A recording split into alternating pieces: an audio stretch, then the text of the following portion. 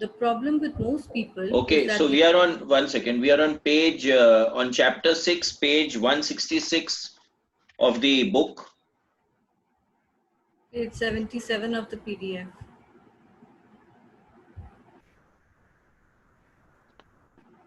Go ahead. The problem with most people is that they lose control of their emotions. It is the emotions that control the behavior of the human, not the human who controls the emotions. Okay, so now this is a classic case of the amygdala hijack. Okay, this amygdala hijack, many of you all must be knowing. We did it in emotional intelligence when we were doing it. It's a part of the brain which is responsible for the fight response to get activated. And all our memories are stored there in the hippocampus, and which is the amygdala is a part of the hippocampus. And we always equate any situation with a previous memory of another situation. So whenever we go into an emotional reaction, it is basically triggering off an emotional reaction as we had reacted in a previous incident. Okay. Now, when we are not aware of these reactions, we don't have an opportunity to respond. Why? Because when the sensory perceptions come in, it for the real estate or the wiring from the senses to the hippocampus is shorter than to the frontal cortex. When we reason out our behavior, many times we will find that we'll think, why did I do this? It was not necessary for me to do, but we don't have control over it because an amygdala hijack takes place and we go into a reaction. So that's what he's saying over here. Emotions that control the behavior of the human, not the human who controls the emotion. Okay. So the more aware we become, the more in equanimity we become, the more in control of our emotions we become. When we lose control, we say things that we don't want to say and do things that we don't want to do. That is why it is so important to be impeccable with our word and to become a spiritual warrior. We must learn to control the emotions so we have enough personal power to change our fear based agreements, escape from hell, and create our own personal heaven. So then how do we control the emotions? By becoming aware. To become aware, we have to be impeccable with our word. We have to focus on what we are saying, whether it's the truth or not, whether it's for the benefit of everyone concerned or not, whether it's for the higher good or not.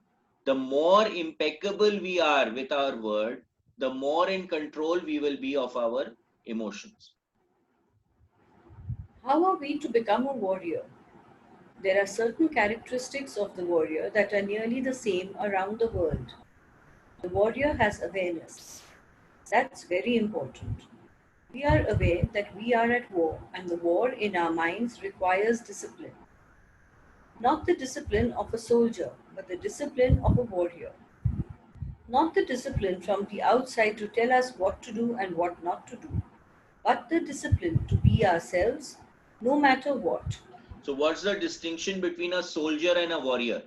A soldier will follow orders, but a warrior knows what to do. So, that's the distinction. The warrior has control, not control over another human, but control over one's own emotions, control over one's own self.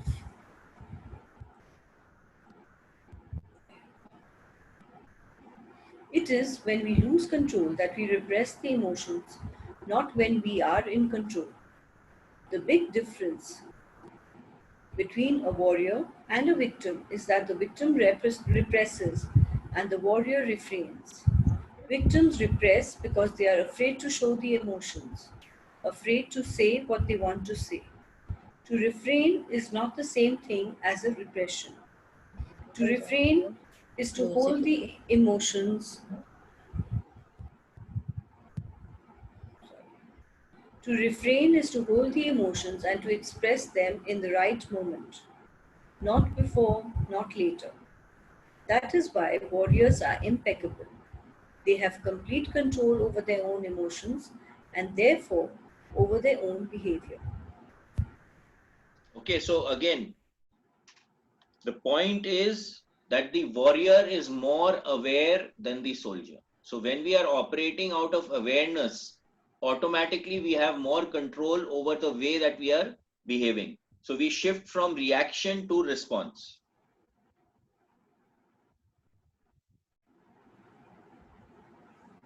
The initiation of the dead, embracing the angel of death. The final way to attain personal freedom is to prepare ourselves for the initiation of the dead, to take death itself as our teacher. What the angel of death can teach us is how to be truly alive. We become aware that we can die at any moment. We have just the present to be alive. The truth is that we don't know if we are going to die tomorrow. Who knows? We have the idea that we have many years in the future. But do we? Okay, so now all the time we must be prepared for that, because actually we do not know when we are going to die. So if we are aware and we are being impeccable in the present moment, we are doing our best in the present moment.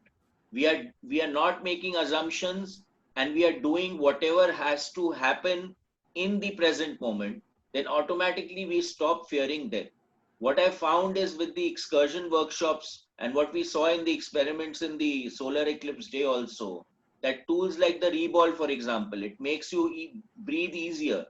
Okay, so we become more in the present. The more we focus on something like our breath, we become more focused on the present. The more focused we are in the present, the less scared we will be of death. Why? Because death is always something which we are scared of. That death aega. Okay, so it's in the future.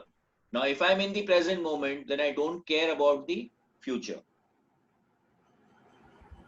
If we go to the hospital and the doctor tells us that we have 1 week to live, what are we going to do? As we have said before, we have two choices. One is to suffer because we are going to die and to tell everyone, poor me, I am going to die, and really create a huge drama. The other choice is to use every moment to be happy, to do what we really enjoy doing. Okay, so If now we what happens? Now I have 1 week to live. Now what will I do? That becomes extremely important. So if I can consider that I'm going to die the next moment, then I will keep doing whatever I'm happy doing. You understand? So the basic point here is to be in the present moment and do whatever you're doing with a state of happiness and joy. So if I'm forcing myself to do anything, because there are many things that you have to do, whether you like it or not. So you might as well do it joyfully. Basically, that's the game. if we have only 1 week to live, let's enjoy life. Let's be alive. We can say, I'm going to be myself. No longer am I going to run my life trying to please other people. So No now again, longer this is a big problem. Okay, we are half kya, most of the time we are not being ourselves. We are just attempting to look good. The facade is there. Okay, so we have to transcend that facade, and that facade is our belief systems ultimately. So we need to transcend our belief systems to become ourselves. No longer am I going to be afraid of what they think about me. What do I care what others think if I am going to die in 1 week? I am going to be myself. The angel of death can teach us to live every day as if it is the last day of our lives, as if there may be no tomorrow. We can begin each day by saying, I am awake, I see the sun.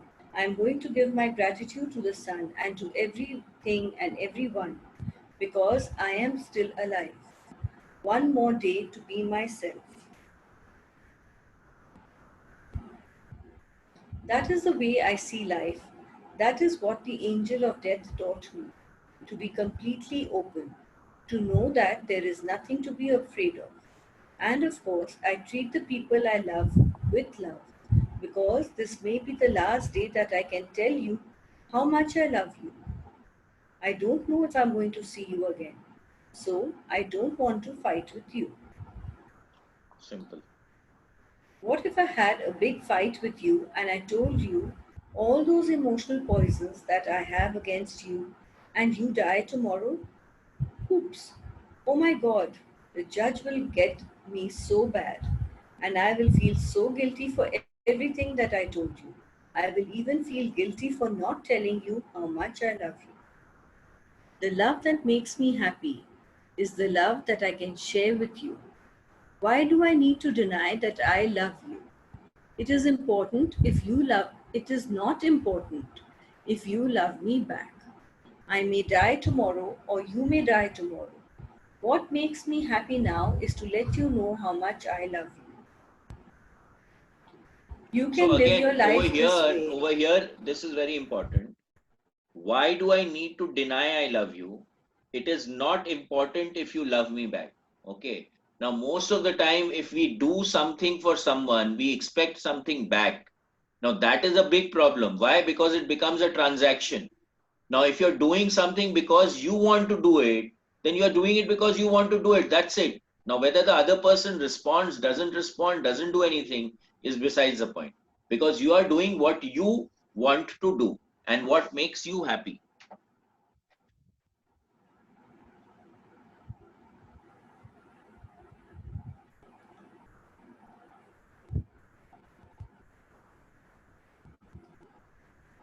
You can live your life this way. By doing so, you prepare yourself for the initiation of death.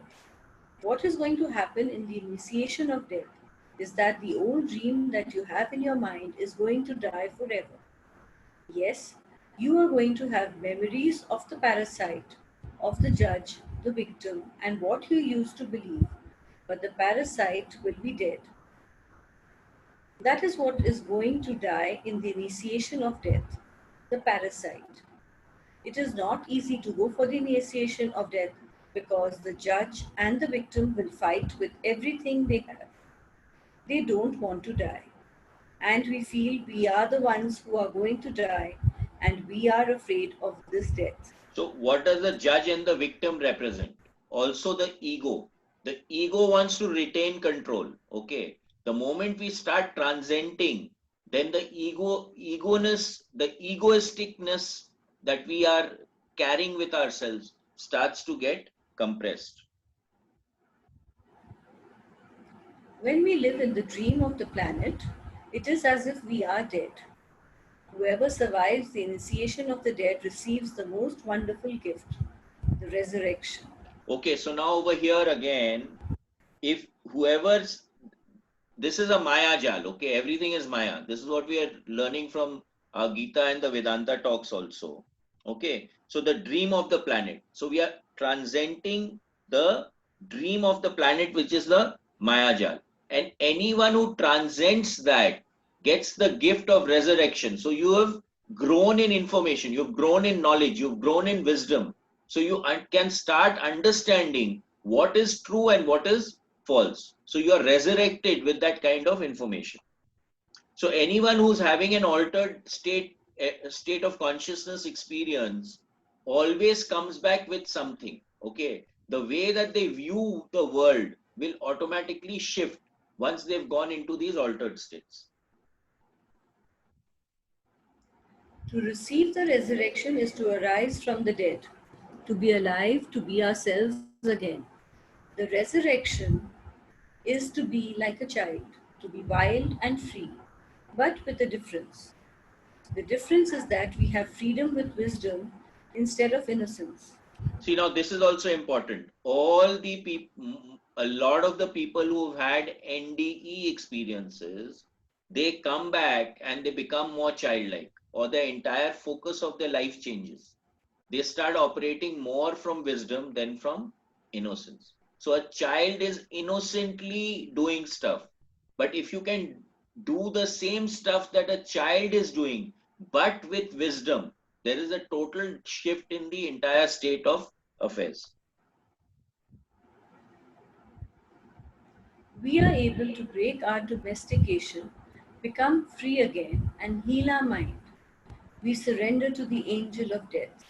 knowing that the parasite will die and we will still be alive with a healthy mind and perfect reason. Then we are free to use our own mind and run our own life. So the moment we get out of the judge and the victim attitude, automatically we start having freedom because we will start shifting into the now. That is what, in the Toltec way, the angel of death teaches us. The angel of death comes to us and says, "You see, everything that exists here is mine. It is not yours. Your house, your spouse, your children, your car, your career, your money, everything is mine and I can take it away when I want to. But for now, you can use it." So naturally, you don't take anything with you, right? The moment you die, everything stays here.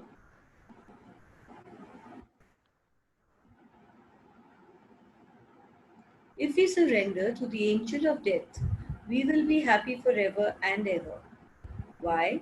Because the angel of death takes the past away in order to make it possible for life to continue. For every moment that is past, the angel of death keeps taking the part that is dead, and we keep living in the present. The parasite wants us to carry the past with us, and that makes it so heavy to be alive. When we try to live in the past, how can we enjoy the present? When we dream of the future, why must we carry the burden of the past? When are we going to live in the present? That is what the angel of death teaches us to do. So anything that puts you on the left side of the grid, okay, being in the future or in the past, will automatically put you on the left side of the grid. And these are whatever puts you in the left side are like rocks in your backpack, the weight that you're carrying. So anything that takes you to the left side, it's better to drop it. The moment you become consciously aware that this thing is shifting me to the left side, take steps and put strategies or tools in place which will shift you back to the right side.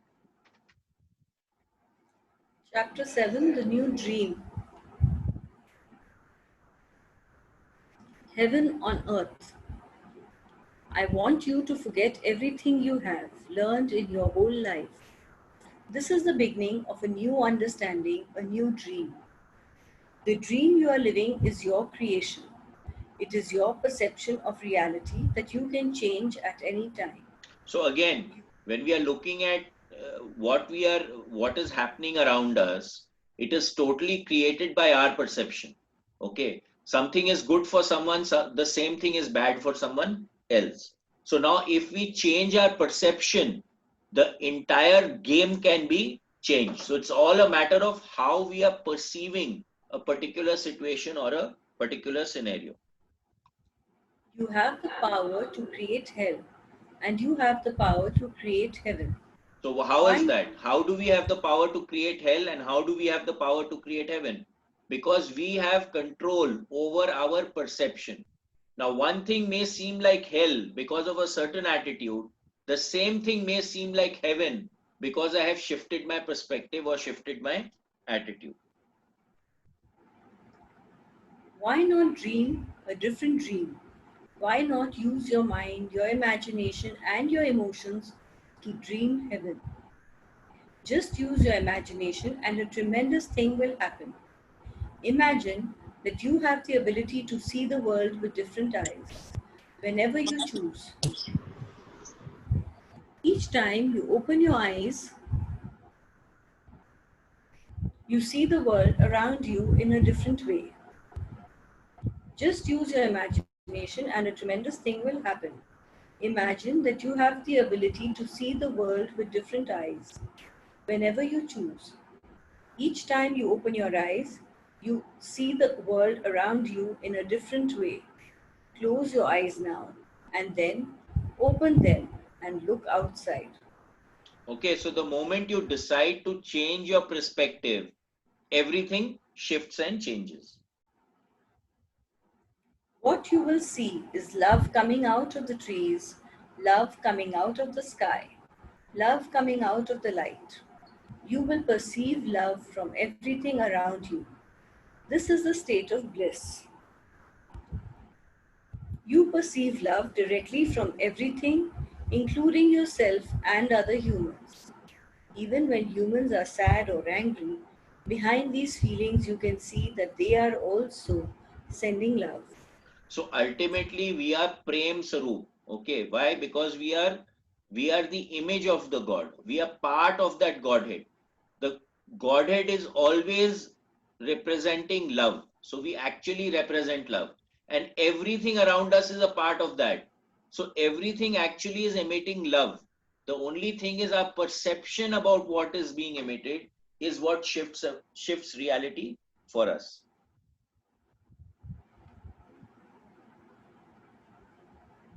Using your imagination and your new eyes of perception, I want you to see yourself living a new life, a new dream, a life where you don't need to justify your existence and you are free to be who you really are.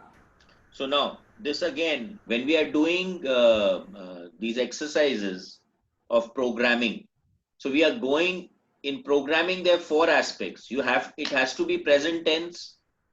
You have to program for yourself. It has to be something uplifting.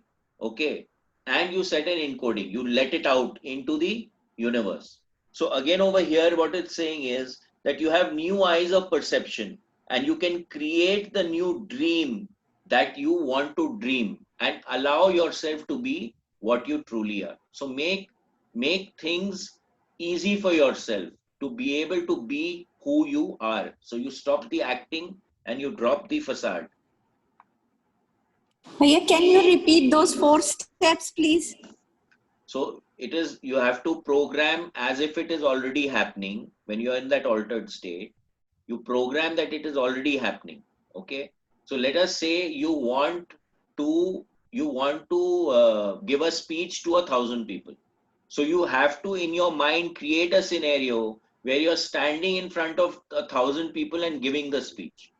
Okay. It has to be something uplifting, and you have to program for yourself, and then you have to let it out into the universal energy for to allow the universe to manifest it for you. You need not dictate how it will manifest, because then you're restricting the universe. Bhaiya, first you said up. It has to You So were saying be. Niket, first is uplifting.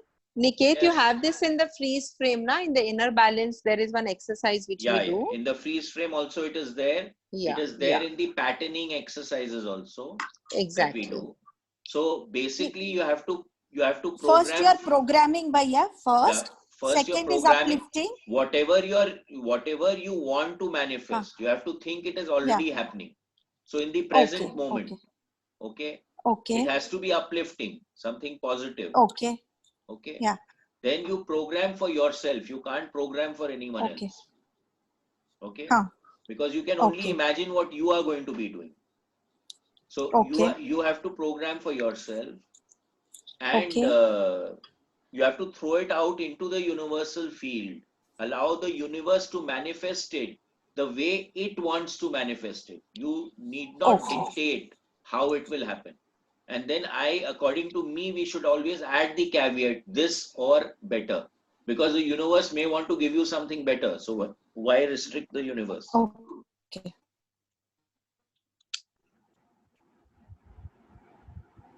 Okay. Thank you. Imagine that you have permission to be happy and to really enjoy your life. Your life is free of conflict with yourself and with others. Imagine living your life without fear of expressing your dreams. You know what you want, what you don't want, and when you want it. You are free to change your life the way you really want Oh, to. ठीक है. So ना वो dustbin यहाँ दे दो ना. Okay.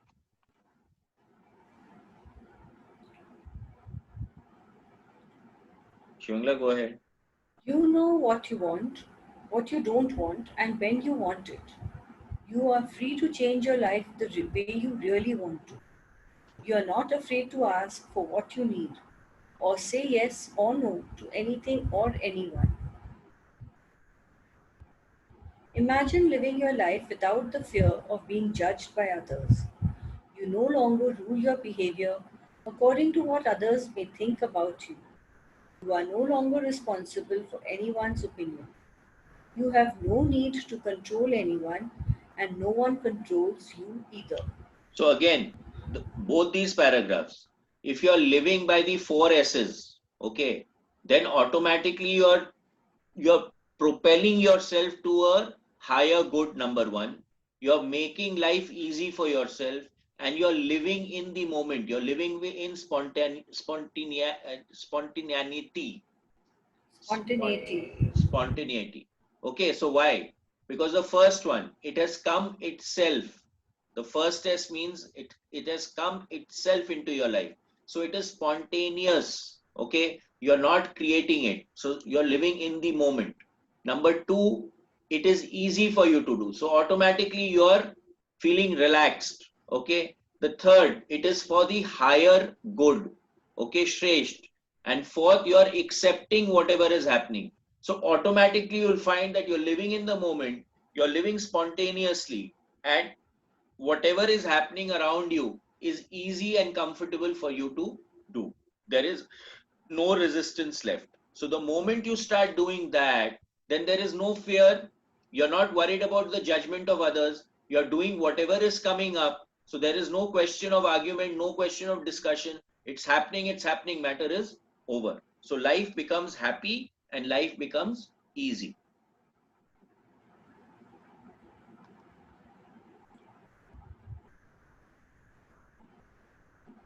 Imagine living your life without the fear of being judged by others. You no longer rule your behavior according to what others may think about you. You are no longer responsible for anyone's opinion. You have no need to control anyone, and no one controls you either. Imagine living your life without judging others. You can easily forgive others and let go of any judgments that you have. You don't have the need to be right, and you don't need to make anyone else wrong.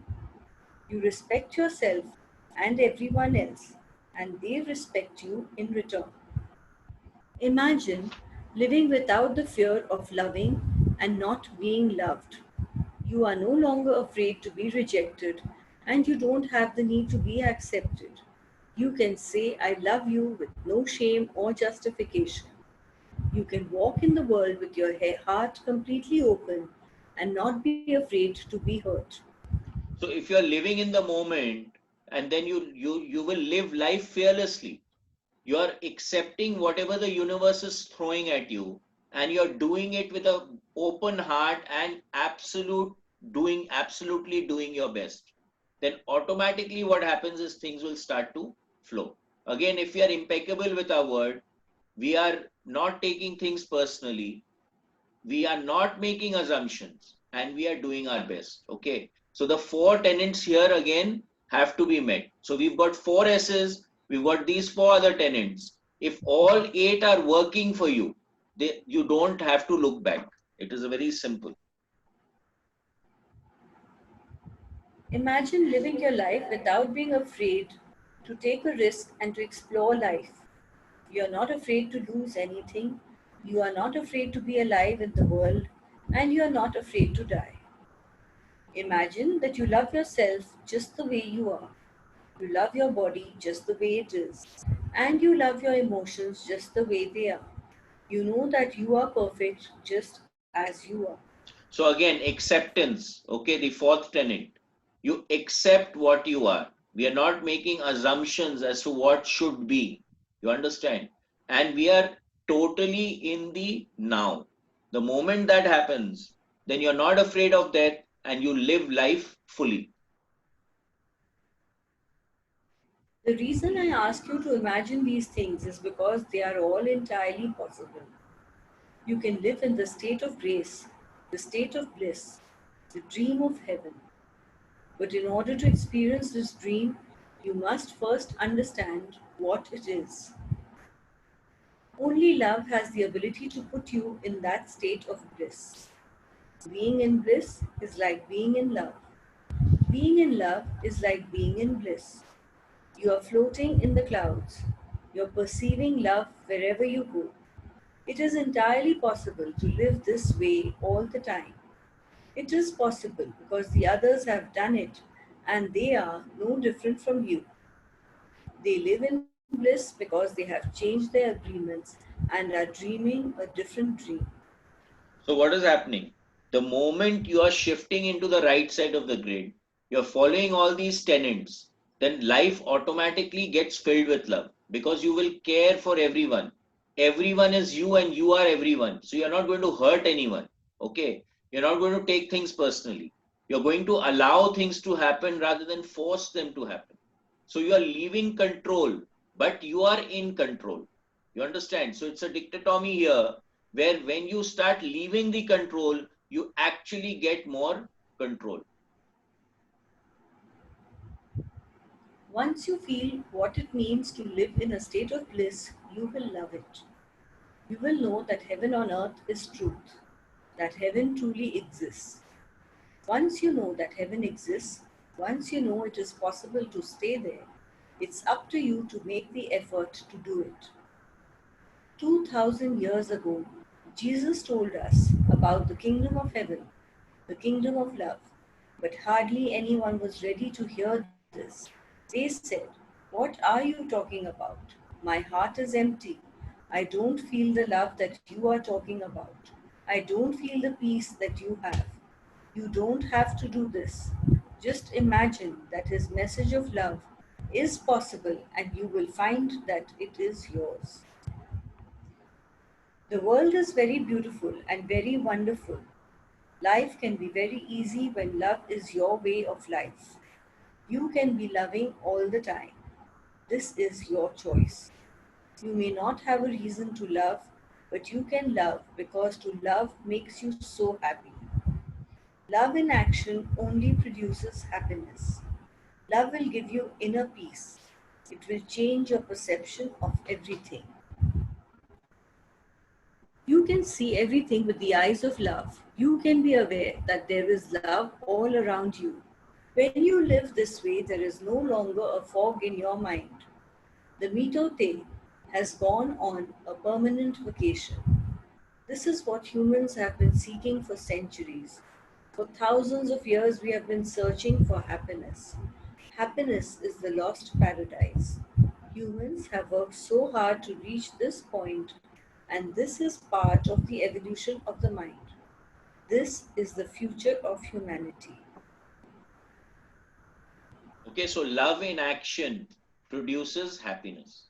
Now, when we are on the right side of the grid, love is there, contentment is there, happiness is there.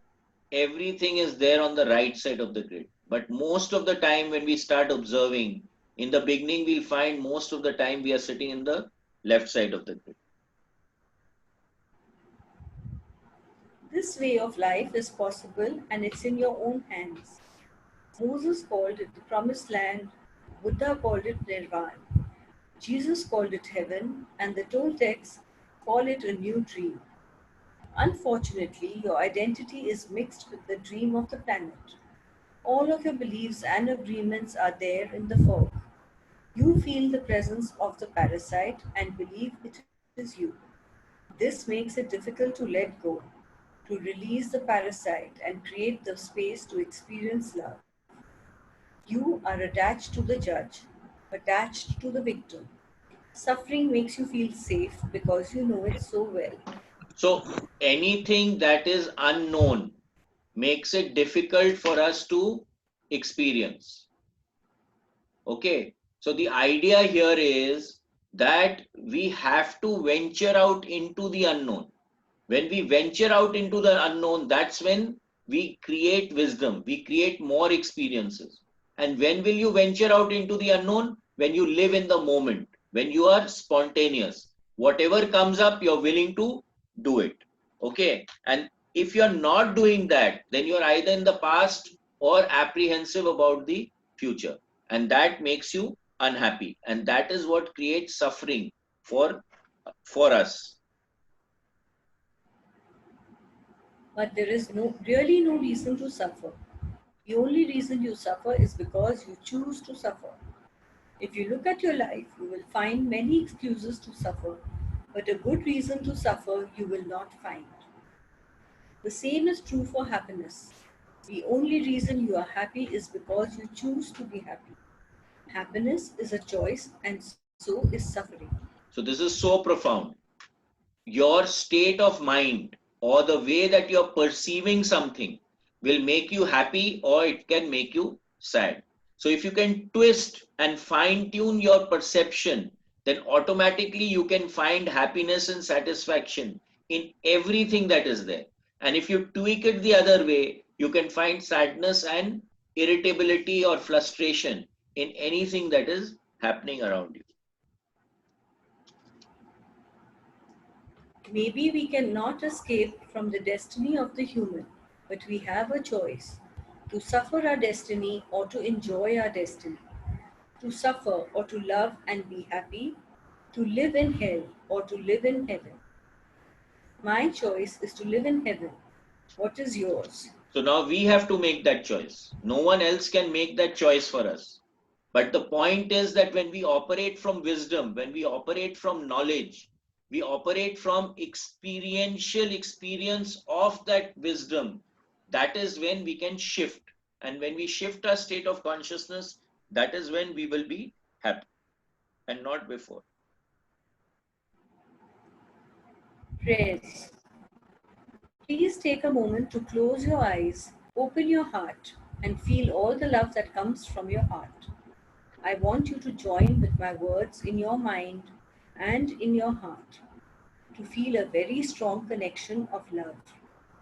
Together, we are going to do a very special prayer to experience a communion with our Creator. Focus your attention on your lungs, as if only your lungs exist. Feel the pleasure when your lungs expand to fulfill the biggest need of the human body, to breathe. Take a deep breath and feel the air as it fills your lungs. Feel how the air is nothing but love. Notice the connection between the air and the lungs, a connection of love.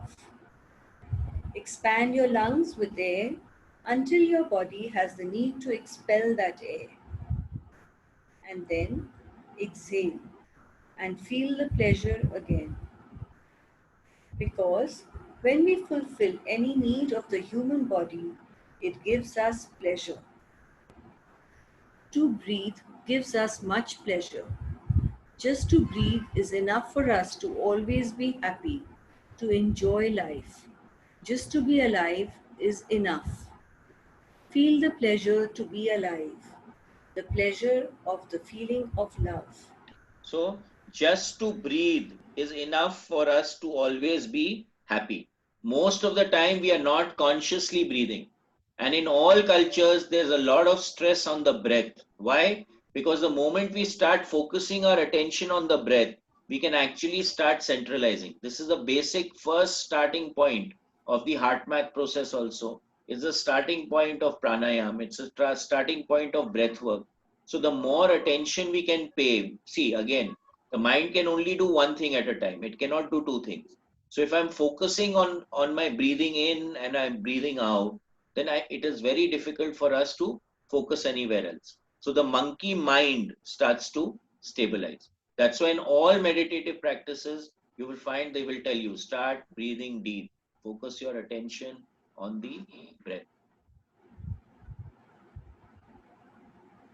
Prayer for freedom.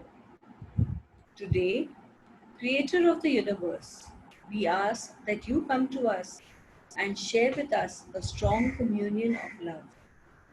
We know that your real name is love, that to have a communion with you means to share the same vibration, the same frequency that you are, because you are the only thing that exists in the universe. So again, with what will you commune? You can only commune with something which is vibrating or has the same resonant frequency as you, same thinking as you. Thinking also is a frequency, right? The same characteristics, kind of. So whatever you are resonating with, that is what will come to you. So I'm raising my level of consciousness to such a level that I want to resonate at your frequency so that I can become you. Today, help us to be like you are, to love life, to be life, to be love. Help us to love the way you love, with no conditions, no expectations, no obligations, So again, without any judgment.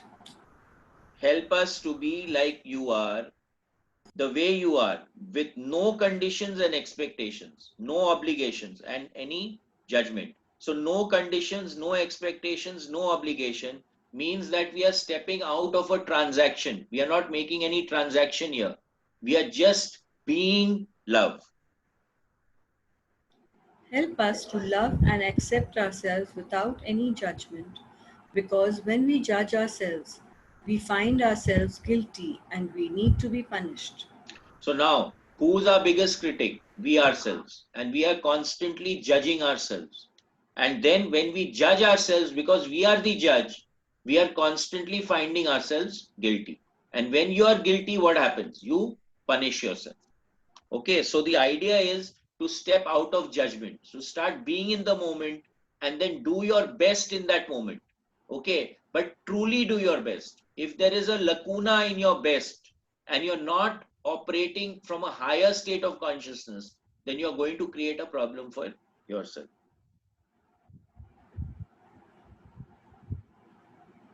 Help us to love everything you create unconditionally, especially other human beings, especially those who live around us, all our relatives and people whom we try so hard to love. Because when we reject them, we reject ourselves, and when we reject ourselves, we reject you. So everyone is me and I am everyone else. So the moment I reject something, I am technically rejecting myself. So when we are going into higher states of consciousness, or everything starts becoming all encompassing, we feel that feeling of oneness. When that oneness comes, then how can I reject something else?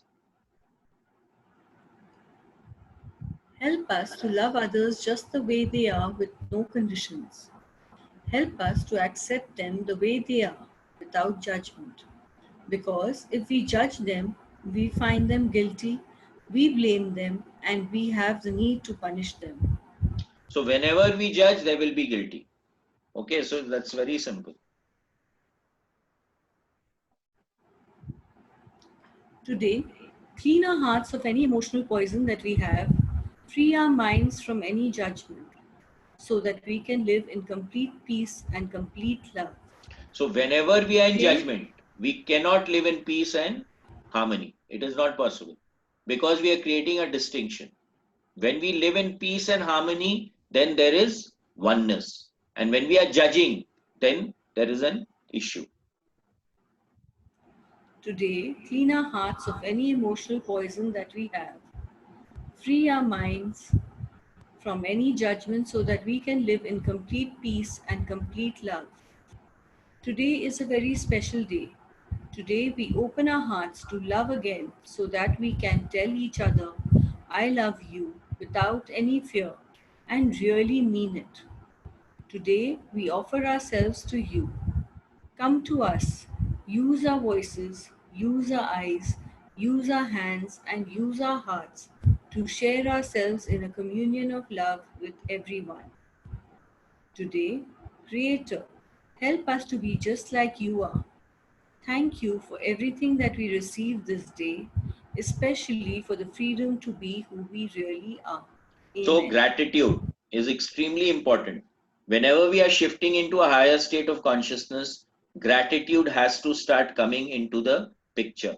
And then he says over here, come to us, use our voice, use our eyes, use our hands, and use our hearts to share ourselves in the communion of love with everyone. So use our capabilities, right? So again, when I'm following the 4 S's, it has come spontaneously. I will do my best to do whatever is necessary to achieve whatever has come into my life. So I'm surrendering all my senses, all my capabilities to that higher state of consciousness. Then automatically things will start moving correctly for me.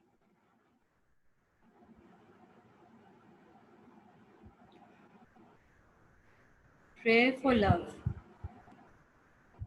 We are going to share a beautiful dream together a dream that you will love to have all the time. In this dream, you are in the middle of a beautiful, warm, sunny day. You hear the birds, the wind, and a little river. You walk towards the river. At the edge of the river is an old man in meditation, and you see that out of his head comes a beautiful light of different colors. You try not to bother him, but he notices your presence and opens his eyes. He has the kind of eyes that are full of love and a big smile. You ask him how he is able to radiate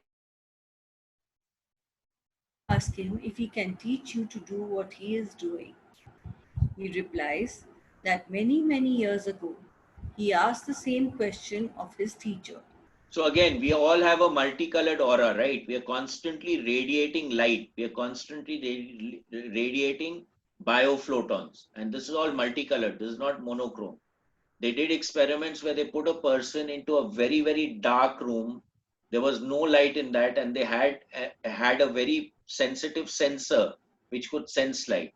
And they found that there was an emission of light from our bodies also. Okay, so we are constantly emitting this light. When we change our state of perception, when we shift into a higher state of consciousness, it is actually possible to be able to see this light emitting from people. Okay, this is basically the aura. The old man begins to tell you his story. My teacher opened his chest and took out his heart, and he took a beautiful flame from his heart. Then he opened my chest, opened my heart, and he put that little flame inside it.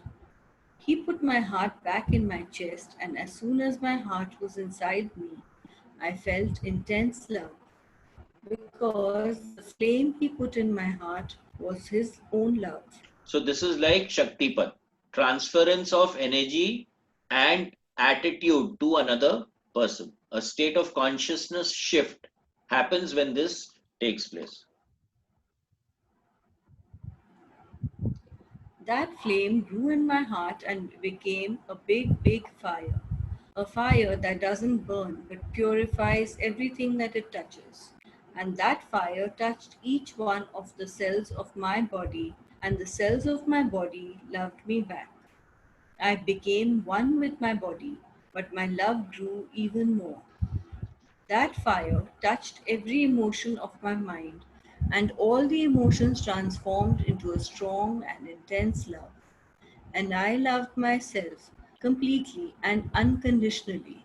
So now But the again, when we are going into spiritual practices, when we are going in the presence of spiritual masters, okay, that same Shaktipat kind of happens, and you'll find that there's a calming effect in yourself. So all your emotional issues at that point, all your other issues at that point, everything starts to get transcended. You'll feel it in your body. You'll feel it in every cell of your body. So a deep sense of relaxation, a deep sense of satisfaction can start setting in. but the fire kept burning and I had the need to share my love. I decided to put a little piece of my love in every tree and the trees loved me back. And I became one with the trees. But my love did not stop, it grew more. I put a piece of love in every flower, in the grass, in the earth, and they loved me back. And we became one. And my love grew more and more to love every animal in the world. They responded to my love and they loved me back. And we became one. But my love kept growing and growing.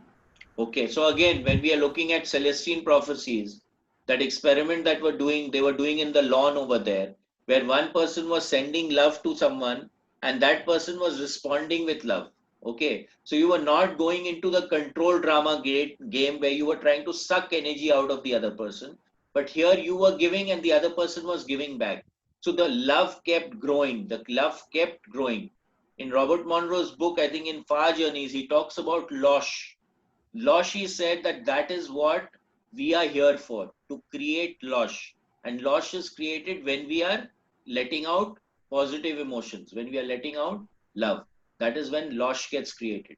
Okay, that energetic feel that gets created. So the story in that book goes that, the extraterrestrial beings, they want to harvest the losh. They want to harvest that energy that we are capable of creating. And ultimately, what is creation all about? It is about communion. It is about loving each other. It's about oneness. If everyone started looking out for everyone else, then there would be no conflict left in this world.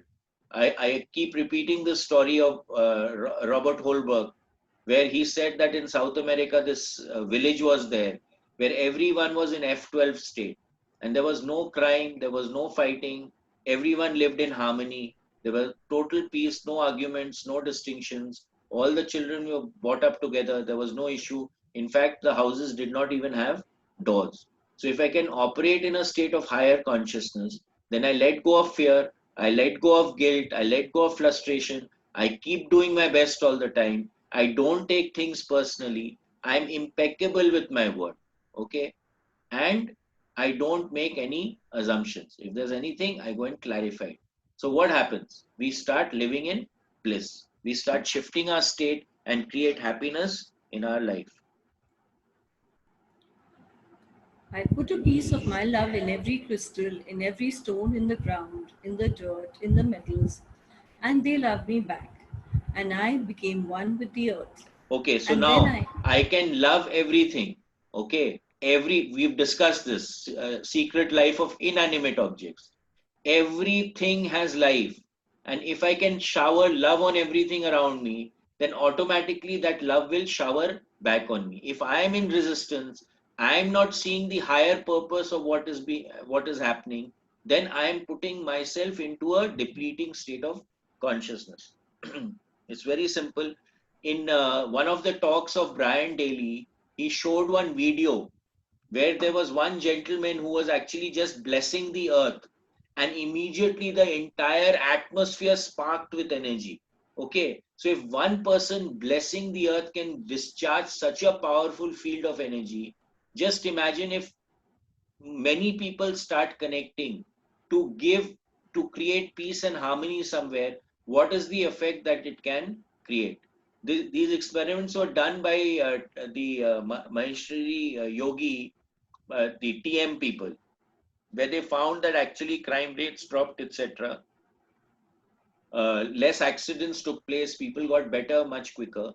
And this is the same experiment that the Global Peaceful Cities project is attempting to do, where they are wanting people to meditate on that particular meditation at certain set times, and they want to actually have parameters to be able to judge whether the crime rate, the hate rate, and all that stuff starts to fall in any city. Now, in America, it's possible because they keep doing statistics. In India, it is much more difficult to do, but they're actually doing that. So the Global Peace Projects is all about this only, that how I can send out love and and influence a particular city. So they've taken Minneapolis right now because all the Jamila with the that person dying, all that has started happening with Minneapolis. So they're working with Minneapolis for this week. We should maybe try for the Ladakh, India, China thing that's Yeah, happening. we could Yeah. absolutely. Okay. Let's finish this book, then we'll see. Shivangla, go ahead. You want to I stop? put a piece. Let's stop today. There's 2 pages left. We'll do it tomorrow. I mean on Thursday. And then what I would like you all to do is, like actually look at your lives and see, and let's have everyone give an example. There may be about 40 of us here. All of us can look at giving an example as to how they have been able to change their perspective in life, which has created harmony. Okay. And also, where maybe some examples, some people can give that perspective shift. You can say that, okay, whenever you are doing something, how you have used the 4 S's in your life, or you have used the 4 tenets from this book. The 4 tenets are what? Be impeccable with your word, don't take things personally, do not make assumptions, and do your best. So if how have you, we've been reading this book for a month now, so how has it influenced your life and what has changed? If we can all share, it will be very, very nice and wonderful. Okay. So Once again, Mridul- 4 S's, Bhaiya. Once again, 4 S's. Mridul Jain wants to know the 4 S's. yeah, It's- okay. So the that's- 4 S's are, I have messaged it to her. the 4 Okay. S's are, number 1 is Swata, Sahaj. that is, it has come by itself. So that's what I was talking about, spontaneity. It has just appeared. Then number 2 is Sahaj. Sahaj. That is, it's easy for you to do. Okay. It's not difficult for you to do. The universe will not give you something to do which is not within your capacity and capability. This is a given. So if the universe is telling you or providing you an opportunity, it means it is easy for you to do. Okay. Number 3, Shresht. That means that it is for the higher good. It is it is taking you to a higher state of consciousness. It is for the greater good. You have to do that. Okay.